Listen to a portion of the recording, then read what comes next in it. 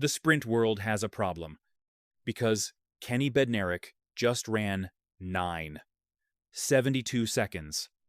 And now everyone is arguing about the same thing. Was this the moment Kenny Bednarek became the fastest man in the world? Or was it just the wind? Before you answer that question, think about this. The clock said 9:72. That's faster than Noah Lyles has ever run. Faster than Christian Coleman has ever run.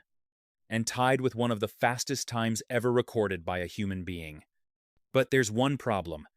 Officially, it doesn't count. Because while Kenny Bednarek was flying down the track at the Los Angeles Grand Prix, the wind was blowing just a little too hard. And now the entire sprinting world is divided. Some fans are calling it proof that Bednarek is finally ready to overthrow Noah Lyles. Others are calling it the most overrated sprint performance of the year. But here's what nobody can deny. The man who ran that race is not the same Kenny Bednarek we've seen before.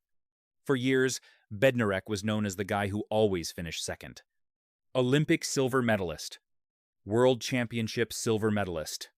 Again and again and again. Almost every time, the man standing above him was Noah Lyles. No matter how fast Kenny ran, no matter how well he executed, Lyles always seemed to be there waiting at the finish line. But something changed in 2025. First, Bednarek won his first national title in the 100 meters. Then, he finally became a world champion as part of Team USA's gold medal-winning 4x100 relay. For the first time in his career, he wasn't chasing success anymore. He was collecting it. And that momentum carried straight into 2026. Victories in Rabat. Victories in Stockholm. And then Los Angeles. A race loaded with talent. Christian Coleman.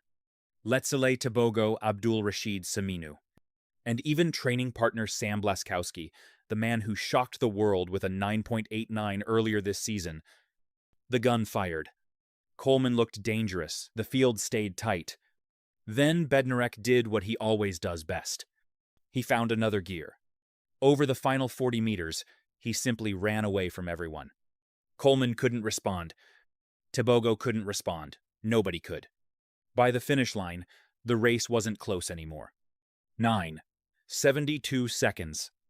One of the fastest performances the sport has ever seen.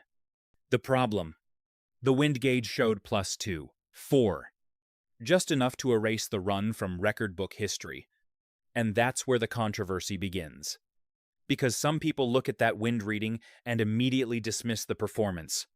But others point to something far more important. The dominance. The separation. The way Bednarek destroyed a field packed with world-class sprinters. The wind may have helped the time, but it didn't create the gap. And that's why this race matters. Not because 9.72 is officially legal. Not because records were broken. But because for the first time, Kenny Bednarek looked less like Noah Lyles' rival, and more like his biggest threat. The question now isn't whether Bednarek is world-class. That debate is over. The question is whether he can do it again.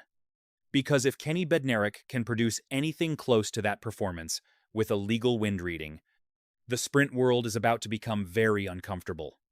Noah Lyles still owns the crown. But for the first time in a long time, someone is making that crown look vulnerable.